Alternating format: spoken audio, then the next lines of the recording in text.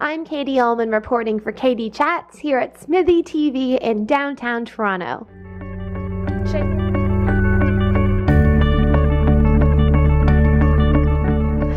Katie Ullman reporting for KD Chats in downtown Toronto with Wilbur Sargunaraj, the YouTube sensation from India. What initially inspired you to start making YouTube videos? Well, madam, first of all, greetings from India. This is the way we say greetings. Vanakkam in Tamil, we say. Very, very happy to be here in Toronto. Welcome. And thank you so much. So the question was how it all started, this thing. You know, it was just because I had so much fun. I love making music and videos. This is before the days of even YouTube, before the days of all this, internet and stuff. I love making videos. I love doing all these things, making music. So I naturally just did it, not for the sake of getting views or likes or clicks or all these things. Now, I just did it.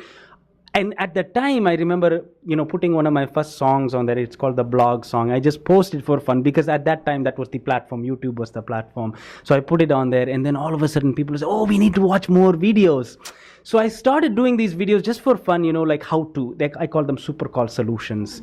How to do this, how to do that. All these simple kind of things that are very, very common. So people said, we need more videos. I said, no, I am doing this completely for fun because I enjoy doing this. But they said, no, you have to release because we enjoy watching this. But I said, no, for me, this is completely, purely for fun. And it's very therapeutic for me. Just making videos completely for fun. And then all of a sudden, I released this video we made in my native place in India, in Tirunelveli, called Love Marriage. You must have seen that one with all the ladies in the background. And it was a very simple video. My sister actually was the camera person. Many people don't know this. I took the camera. It's a very old Sony DV tape thing. I put it in her and said, you film it, take it. So we did 2 shots, uploaded the video. I edited that video in less than 30 minutes and I just put it online for fun because I enjoyed it. It was actually for the benefit of the ladies who were there. It was so much fun. They had such a great time because a lot of times they were sitting, they were not happy, and they're all coming from very difficult backgrounds. To see them smiling on that day, it was very beautiful. So for me, it was fulfillment already to watch them smiling like that. So that's how it all started. I mean, put down Love Marriage, and all of a sudden, out of nowhere, we had Roger Ebert, rest in peace, twittering about this thing, and all of a sudden it took off. And so that's how it basically, in a sense, started the whole YouTube thing. Very, very much so, just out of having fun. What were your initial reactions when you saw that the audiences were responding so well to your content?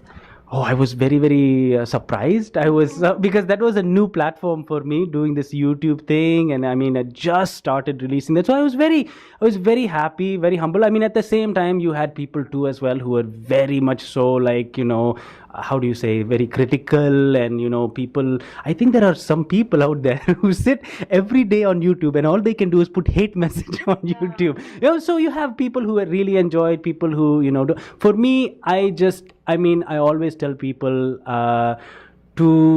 that they are special. You are special for who you are, So I mean, don't worry about, and especially at the concerts when I'm doing a performance, I try to tell people, don't worry about to the left or to the right what people are thinking about you, how you're dancing, what you're wearing, all these different things. Just do it because you love doing it. And that's the kind of the thing that I've always done with the YouTube, with my videos and everything like that, So it was a very good response. I was very, very happy, very pleased, and that's how basically this whole kind of community was started through these online videos. And you also do a lot of humanitarian work. What's the importance of getting involved with those initiatives and in terms of giving back to the community? Right. See, a lot of artists, a lot of people, they use humanitarian initiatives as a PR kind of thing, public relations. They want to look good, so they're doing all these things, but it's not enough, because at the end of the day, why do all these people do that? Because at the end of the day, I really believe that is one of the most important things in your life, is to give back, to help other people. So you see all these people going, oh, well, maybe you should go and you should talk about the earthquake or the famine or the things or all these things. For me, even before I even did these videos or any content online, coming from rural Tamil Nadu, from India, I was involved in this because my parents were involved in that. So my parents, they run a destitute home. It's called Ponagam. It's actually featured in the feature film that I'm releasing. They run that home. So growing up as a young person, like as a child, I always used to see them, the way they would treat other people, the outcasts of society. And for me, that was really, really special. They kind of set an example. They had all the life that they could do, in the Middle East, and they gave that all up, and they went back to India to serve all these people in the village. So I really believe that it's important that everyone can make a difference. It doesn't matter where you are. So many people think that, oh, only if I get rich, then I can give back to society, or only if I become a celebrity, I can give back to society. But I really believe that's a false notion. It's not true at all. You can give with whatever you have right now and whatever resources that you have in your community. So that's basically why for me it is very important, and I don't do it because of the PR. I mean, some people will think that, but for me it's just exciting to be able not just to go out there and to give money, because that's easy to do in that sense, and it's good. I would appreciate if people started at that, but to go beyond that and to actually engage with the person, to treat them as a human being. And that's why we released a documentary called Why Poverty. It was actually shot for this campaign last year called Why Poverty in South Africa. And we shot this movie in Madurai and in Kolkata, just talking about the different issues that India has with poverty, like caste and color and all these different things. So. And you have another feature film coming out very soon. Very, very soon. What can we expect to see from it? Oh my goodness. Yeah, this feature film is called Simple Superstar. The world premiere is actually taking place in Calgary in September, and we're actually doing a screening here, the premiere in the Toronto at the South Asian Film Festival, Filmy. And in this movie, it's basically, people were wondering, like, Wilbur, who are you? What are you? How did this all start? That's basically what I'm going to show people. What I also am going to show them is a different side of India as well. This is not a Collywood movie. Collywood is like Tamil Nadu movie, and this is not a Hollywood movie in Los Angeles or a Bollywood in Bombay. This is like Wilburwood.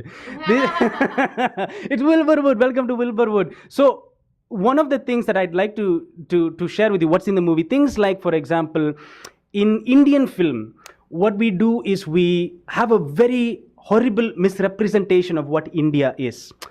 Women are told in India to look very fair all the time. They, in Tamil Nadu or even across India, there are many people who are very dark. For me, it doesn't matter if you're white or fair or dark. I will marry a very dark woman. I would marry a very fair woman. For me, the most important thing is the character of that person. But the sad thing is people are not content with who they are. So what happens is in the Indian film industry, they show all these heroes and heroines as looking very, very fair. And so the general public look at that and they say, okay, in order for me to be a successful person, in order for me to look good, I need to be fair. And that has infiltrated society completely in India. And they, to the point of people are buying Fair and Lovely. We should ban this product. I'm sorry. There's one thing that I'm very aggressive about is the fact that they're selling creams to make people look more fair. So people, you'll even see an advertisement. One lady will be looking here and the same lady will be looking that way. The one who's facing the screen, who's looking very fair, will be smiling. The one who's looking away from the screen is very dark and she's frowning. So basically we're saying that if you're dark, you're not happy, you need to be fair. So in the movie, what I'm trying to show them is another side of India where we celebrate not just the dark people, not black beauty, but to celebrate people for who you are. So that's one thing that I'm kind of, because I'm known as being an artist who does taboo things like how to use the Eastern Latin. I don't know if you saw that video, the toilet, right? So many people say, Wilbur, you're crazy doing these taboo things. So I said, well, let me do that in the movie as well. Talk about India in a different light. Very humorous, obviously. There's a lot of things to be said, but I wanted to show India in a very much in a different kind of light. Because people, sometimes when I travel around the world, they don't even know where I'm from. Some people, in Indonesia, they said, where are you from? I said, take a guess. And they said, I don't know. I said, I'm from India. Well, we know Amitabh Bachchan, Shah Rukh Khan, we know Aishwarya Rai. You don't look fair like them. You must not be from India. It went back to the color again. So that is kind of what I'm going to show in this movie. It's basically a journey about what it means to be successful in life. and that definition of success you will see in the movie is very, very different. It's many people have a different viewpoint. Maybe it's, you know, climbing up the ladder and having all the car and the house, but just tying in all these things with humanitarian things as well, you will see in the movie. That's what the movie is about. And where is the best place to find out more information on you and on the film and your other projects online? Absolutely. You can visit the official website. It's www.wilbur.asia. I wrote a song about that. www.wilbur.asia. Anyway, that's a side point. So www.wilbur.asia, that's the official website. People can join the community officially on the Facebook at www.facebook.com/WilburWorldwide. And also on Twitter, I'm on Instagram at Mark Wilbur Worldwide. So all these places, and I mean, many people are asking, so is this administration who is like responding to this thing on Twitter or on Facebook? I said, no. I never give this to second party. I am the one who's taking care of all my social media. I like it that way because I am accessible. I don't like to be the artist who's out there and you have to go through someone to get in touch with me. I like to be there, and that's just a different way of being countercultural these days. Simple is the new cool. Well, thank you so much, Wilbur. Congratulations on all of your success and best of luck with the film. Thank you so much, Madam Katie, and thank you, Toronto. Thank you so much for having me on this program. Thank you. The pleasure is all ours. Thank you. I'm Katie Allman reporting for Katie Chats in downtown Toronto.